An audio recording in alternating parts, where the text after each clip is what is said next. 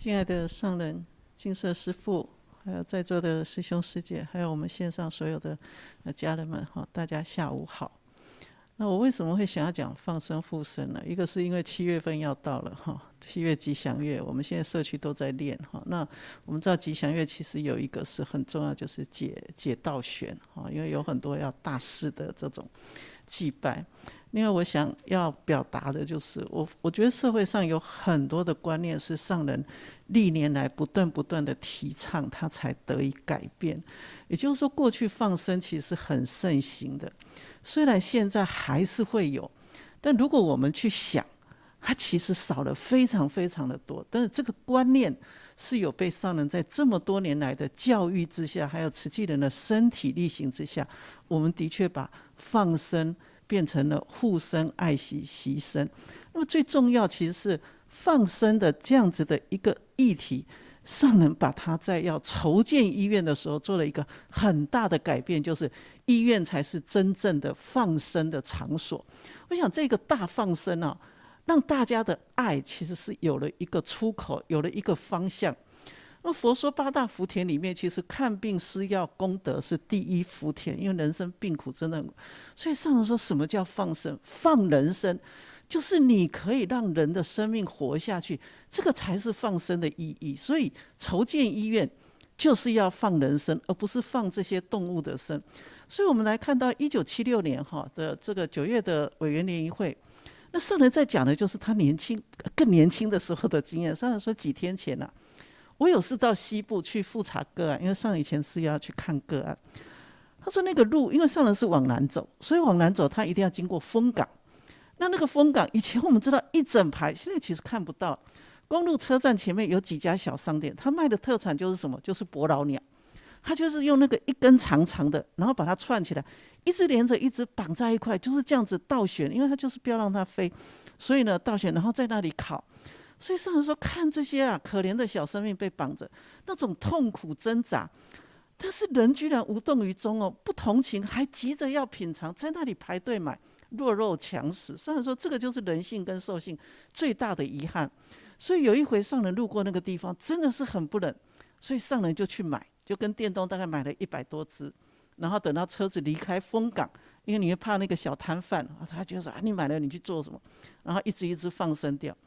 可是后来呢，因为上人下去买过一次，上人再买就没有人要卖上人，所以这一次上人说4个人坐计程车当时有几位师姐嘛有净行有净慈，所以又经过那里，所以上人说请委员师姐下去买，净慈净行去把所有悬挂的小鸟通通买下来。可是有些店家就知道说你买了就是要去放生的，他不要卖所以大概5、6家店只买到了2家大概就买到50几只而已。那拿上来就给上人看一看上人说哎呀好可怜，那个鸟的嘴巴也断掉了真的是很残酷。那也要离开丰港以后才能一一放出来让它们飞翔。上人说当这些鸟儿飞翔在天空的时候，依依不舍，它居然跟在车子的后面飞着叽叽喳喳的叫，很像是千言万语在向放生者道感恩之意。这个地方其实很重要，就是你看到他的苦，把它买来放生，而不是我去把它买来故意去买它然后来放生。所以上人说当时发心来救护这群生灵，那种快乐的感受真的是没有办法用言语形容，就跟我们今天去帮助苦难一样。总而言之，这世间最美的境界就是最善良的心境，然后最真实的快乐。1979年上人开始筹建佛教慈济医院，所以上人在这里就开始论述了很多的开始阐释了很多的，就是所谓的最大医院是最大的放生，是放人生。如果你是为放生而放生，这个就是造业就是有意为之。1984年10月31号的台中委员开示，上人说高雄地区委员就当时我们现在讲当时1984年那时候很多人不认识慈济所以呢也不认识佛教这不认识佛教，所以当时呢高雄有一位居士上人就说那里有一位居士你们如果那个的话也可以跟他做一些互动。结果没想到这个居士呢讲着讲着他就讲到了放生的功德很大，讲了，然后委员们就听进去了。结果委员呢就去成立了一个放生会，然后呢还很欢喜的回来这个金色跟上人分享说：“师父，我们现在进步了，我们开始研究佛法，我们成立了一个放生会。”所以各位知道教育训练为什么这么重要？慈济能够变成到今天这个样子，上人花了多少的心血在教育？上人说：“那你们怎么放生？”他说：“我们一个月拿2万块来放生啊，买了鱼，然后就拿到水库去，去放。”上人说：“你们放了，别人会不会去抓？”他说：“不会，他们抓大条的，小的不会抓走。”上人说：“你们真是造业，小鱼游走长大了，又会被这些渔网给网住。那它在溪里面不会受灾殃，那你这样缩短它的生命，不是延长它的生长？还有你们1年浪费掉我多少钱？”我原想，上人我们没有用你的钱。上人说：“怎么没有？医院1间病房是30万，你们1个月2万块，1年就烧掉1间病房。所以这个钱是可以拿来做功德的，为什么你把它拿去做这样子的一个伤害生命？而且上人说，你们放生要放多久？1000年后你还在放生吗？”各位，我的同仁跟我说：“老师，这个是不是应该改成10几年后？”我说错，上人在讲的是一个佛教很大的罪。就是你就一直放生，一直放生，1000年后，不管你几生几世，你还在放生，你没有闻到正法，你没有正念，你就没有办法修菩萨道。可是医院不是只放1回而已，也不是只放1个人，医院可以救多少人？医院才是真正放生的场所。1985年12月，在金色对慈济的，他说以前大家就是放生，初一十五买鱼买鸟来放。所以说，其实放生不是这个意思。放生的意义是爱一切众生的物命。你日常生活中所有的物资，你都要去爱。一个碗、1双筷子有没有生命？给人家使用就是他的物命。所以我们看到上了1张纸，它可以用4次。所以爱不是指有知觉的生命而已，生活中所有的东西都要好好的来爱护。1986年3月有5个县市当时集合起来这样的委员联谊会。那当时台北陈昌慧教授也来了。那他跟上人有这样子的一个互动，陈教授就跟上人说，有一个法师公开说，建医院救人的功德，因为我们是1986年的8月17号慈济医院起业嘛，所以这中间佛教慈济功德会在筹办这个医院，其实社会大概也都知道，佛教界也知道。他说建医院的救人功德不比建寺院救心的功德大，那陈昌辉教授去年他说他前1年春节请教过圣严法师，那圣严法师说佛教的精神就是慈悲心如果你花大笔的经费来盖寺庙，那你放着苦难贫苦的众生不过，这样子有功德吗？当然是没有。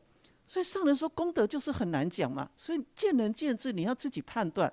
建医院就是放人生，一个人得救就是一个家庭得救，它可以减少社会问题。所以建医院跟盖庙放生，何者功德大？大家要用智慧来判断。欢喜做的就是功德。1987年8月15号，全省委员联会上来说，人人都怕生病为了要身体好，你就去放生。那本来人家鸟很快乐在飞，要求功德，然后你把它网起来，翅膀折断，脚也会受伤，然后抓来再把它放走。你看，还有人直接就是这样子写着，就是卖一个叫放生鸟，就是你买来，它已经被抓在这个里面，它已经那么拥挤，然后你再把它买来，你再去把它放生，损伤了众生的生命，这不是真功德。要放生，倒不如护生，保护它不受伤害才是真正的功德。1989年12月，委员联会，上人说很多人说不能杀生，那我去放生，不对。所以说你们要护生，不是放生，要放最好是放人生，把心力集中在一起。有病的人，你就给他医药；有急难的，赶快给他物资。这一切都比放生的功德大。这个叫做护生。我们不但不杀，而且我们也要护生，要保护生灵。1991年12月。上人说有一次我到台北这个委员实在也很可爱，现在不会有这种人了。他就跟上人说：“师父，我买了5、6只乌龟，有大的有小的，等师父来为他们皈依，再带他们去放生。”上人说：“你的量实在太小了，你发的愿也太弱了。这些乌龟买来了，你把它买来还要计较功德然后还要对师父献一下，惦记的啦对，我不会讲说你在放生，要我为你祝福，要为他皈依。”上人说：“老实讲，这么小的蛊就这么小的乌龟不会被人家抓去杀，不用你去放生。母龟生了它之后，它有自己的世界。为了你的功德放在脸盆里，不但没有功德，还妨碍了他们的自由。”92年4月8号，台北委员。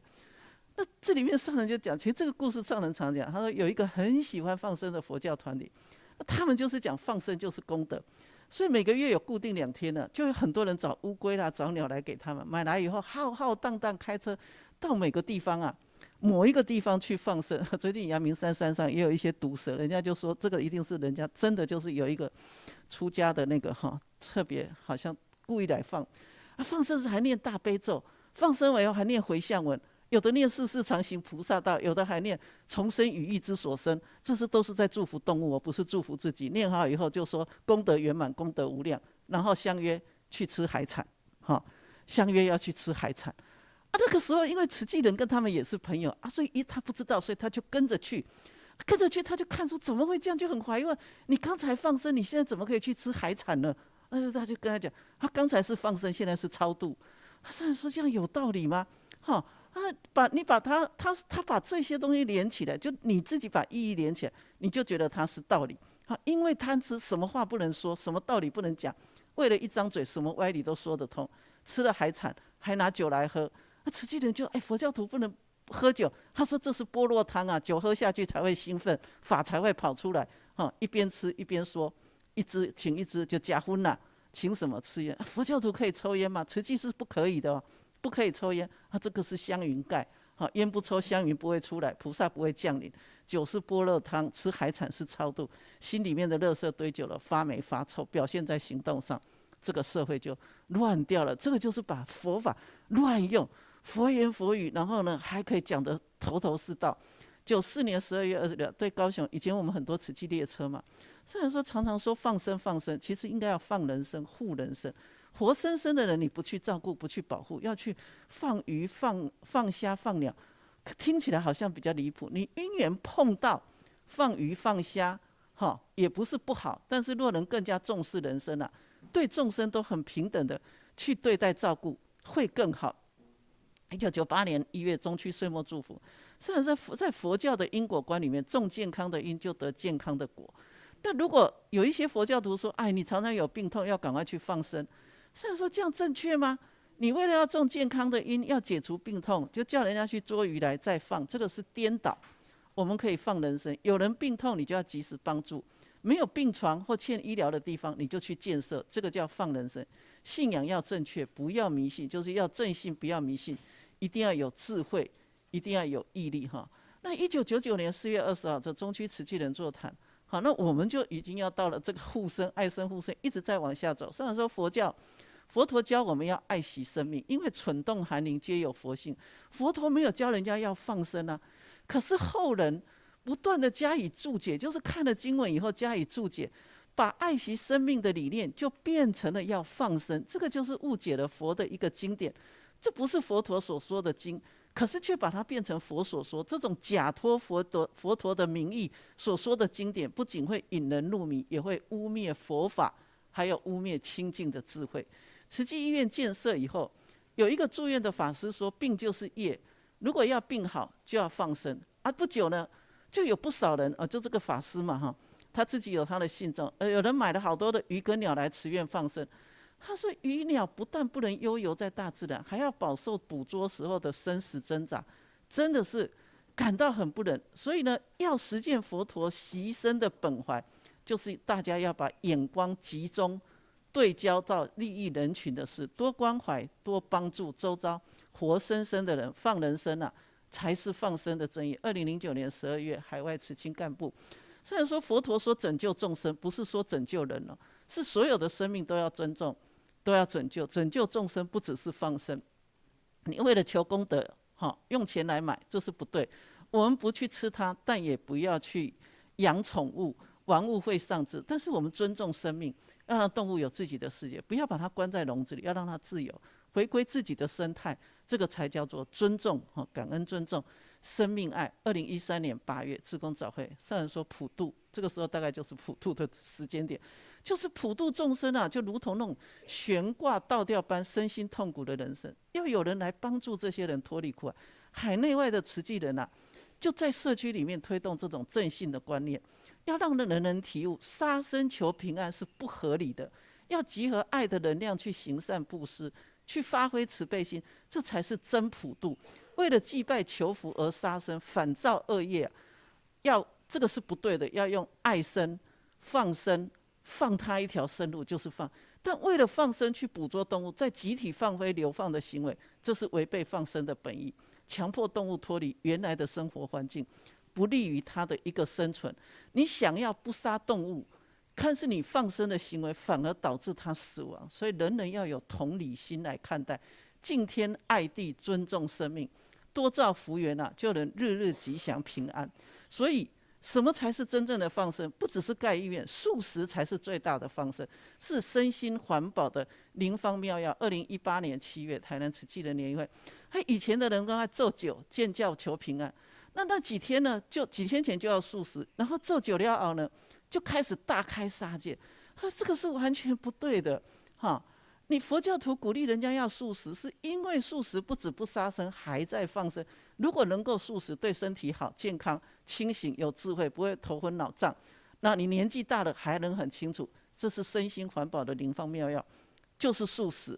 所以2021年，那我们就知道大灾教育嘛，跟台南嘉义南部的慈济，新冠疫情当前，世间灾难频传。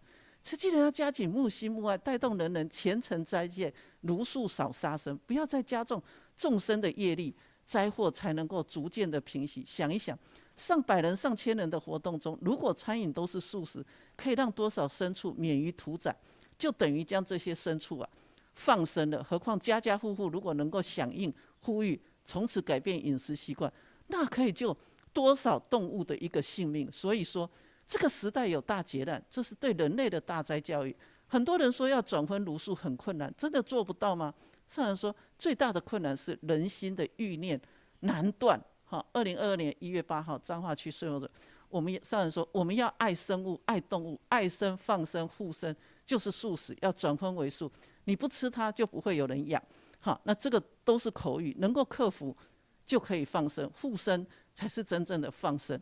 人生众生都可以平安，才是真正完整的爱。所以上人期待这一波疫情是大灾教育，把善的大爱升高起来，善念点滴，点滴不断的累积就能够救人。平常所吃的一定要素食少荤，叫护生护生就是放生，你放它一条生路，让它自由的飞，在平地，在水中，这个叫大爱，这个就是大放生，这个就是大护生。所以这个古人讲的欲知世上刀兵劫嘛，但听屠门夜半声。所以生命，上人说，生命只有贵重，没有贵贱。因为贵重，所以我们要尊重，所以我们要去救，所以我们要感恩、尊重生命爱，斋戒如素，护众生。好，感恩各位。好。